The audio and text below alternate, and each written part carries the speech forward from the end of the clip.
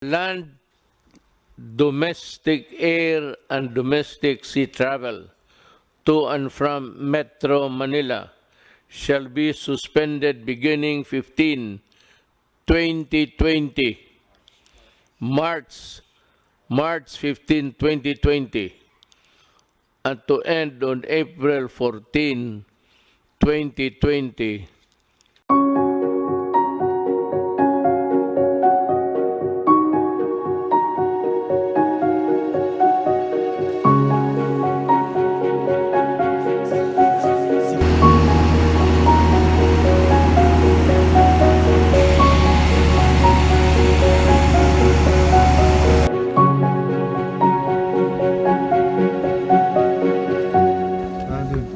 Relief worker, frontliner.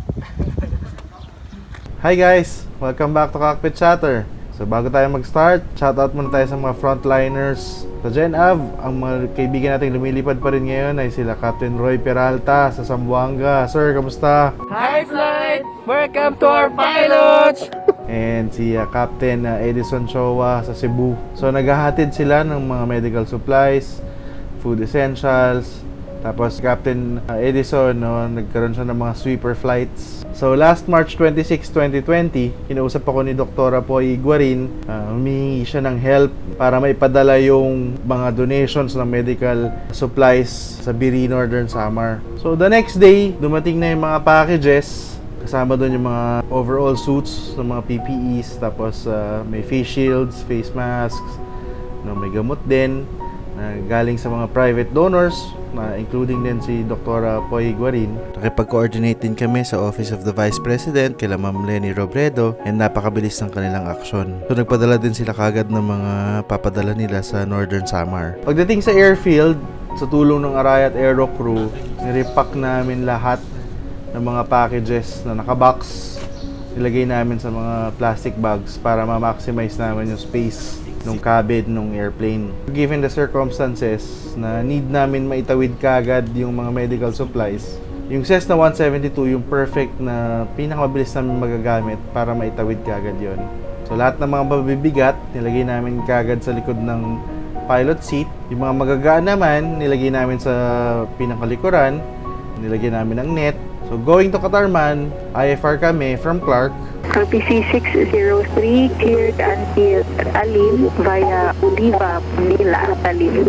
To join Oliva at 7,000. Squawk 1201. Tinawagan na, sabi niya, sir, hold ka lang pag nagtawagan ko lang approach. Huwag kang magbababa ng phone. Narinig ko usapan lang, sir, si 603 may dalang medical supplies paabot lang Katarman. Magre-request ng IFR clearance ng Kapan Airport. Possible ba? Sir, possible daw. Tapos nag-overhead kami sa Manila, and nakakasad kasi nakikita mo yung mga eroplano na laging lumilipad, pero ngayon nakaparada na sila ngayon sa runway 13. So sa mission na to, alam namin na wala kaming mabibilhan ng pagkain, so nagbaon kami ng sarili namin pagkain. Dahil mabilisan nga to, ang pwede lang namin baunin tinapay at chips. Tinatanggal kasi ni Kiel yung oven namin So hindi kami pwede mag-cup noodles. Yung fuel endurance ng Cessna 172, hindi niya kayang magbalikan ng Woodland Katarman. Nag-decide kami mag-refuel muna kami sa Daet bago kami dumiretso ng Katarman. Paraglider in Daet. Sa papunta ng Katarman, nadaanan namin ang Alabat and Balisin Island. Tsaka yung Mount Mayon, na lagi naman nakatago, and Biri Island. Actually, last year, nakapunta na ako ng Katarman para mag-attend ng wedding. Napakaganda ng lugar na yon, no? Nakita mo na yung runway? Nakita mo yung town, di ba? Oo. Sa gitna ng town may parang hati. Alright, welcome to Katarman, Brad. Ayan na yung mga doktor. Pagka-landing namin ng Katarman, isa-isa na namin in-unload yung mga packages. Tapos gin-group namin per hospital and per donors. Dinisinfect din ng Katarman Airport yung mga packages. And then isa-isa namin silang pinapalapit para i-claim yung packages nila. Kailangan namin din mag-maintain ng social distancing. All in all, 4 na legs, halos 8 oras na liparan. Pero yung makita mo na suot na ng mga doktor, yung PPE na dineliver mo wala pa 24 hours ago, sobrang nakakatuwa. Ito yung isa sa mga the best entries ko sa logbook ko. So guys, sa next episode, samahan nyo kami naman mag-deliver ng medical supplies sa Bacolod. See you on the next vlog. Cockpit Chatter, exploring destinations one runway at a time.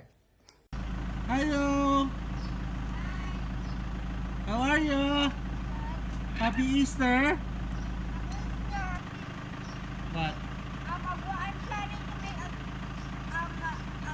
horror and what do you call this?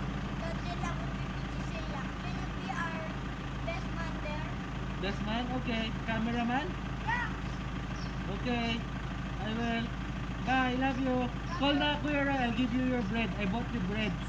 Okay. Love you. Love you. Bye-bye. Miss you. Miss you. Uh-huh.